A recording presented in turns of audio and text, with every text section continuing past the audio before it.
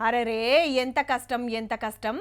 AC కార్లకెళ్ళి బయటికి రానోళ్ళు ఎర్రటెండల తిరగబట్టిరి.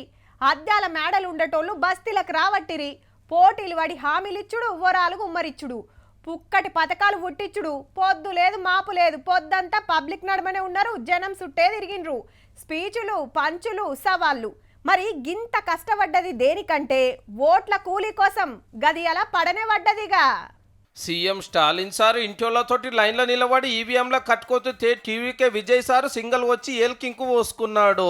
పాత CM Palani sir, మన పాత గవర్నర్ తమిళసై మేడము, బీజేపీ పాత అధ్యక్షుడు అన్నమలై సార్లు ఓటేసిండ్రు.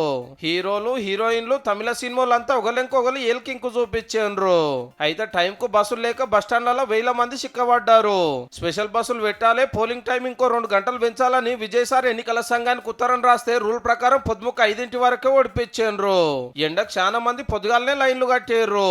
ఈడ 234 సీట్లకు ఓట్లు పడ్డాయి. 180 మందికి మీదనే ఓటేసిండ్రు. అటు డిఎంకే స్టాలిన్ సారు, ఇటు టీవీకే విజయ్ సారు. నడిమిట్ల పొత్తుల అన్నా డిఎంకే బీజేపీ పోటీలున్నారు. 3 పార్టీల నడుమ గట్టిగానే నడుస్తుంది. బెంగాల్లో మమతమ్మ టీఎంసీ పార్టీ, బీజేపీ నడుమ టగ్గఫారు ఉంది. ఈడ 294 సీట్లకు ఇవాళ 152 సీట్లకే ఓట్లు పడ్డాయి. రెండో విడతల ఈ నెల 29 నాడు కడమాటికి పెడుతున్నారు. తమిళనాడులో అంతా నిమ్మలమైతే ఈడ పోటీలు పడి అనుకున్నారు.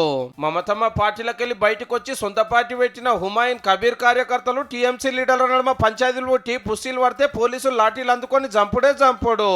ఇంకా కొన్ని ఏరియాలలో కూడా కొట్లాటలు అయినాయి. అయినా కూడా మున్పటి కంటే ఓటింగ్ పెరిగింది. బెంగాల్లో 190 మంది ఓటేసిరంటే మాటలా.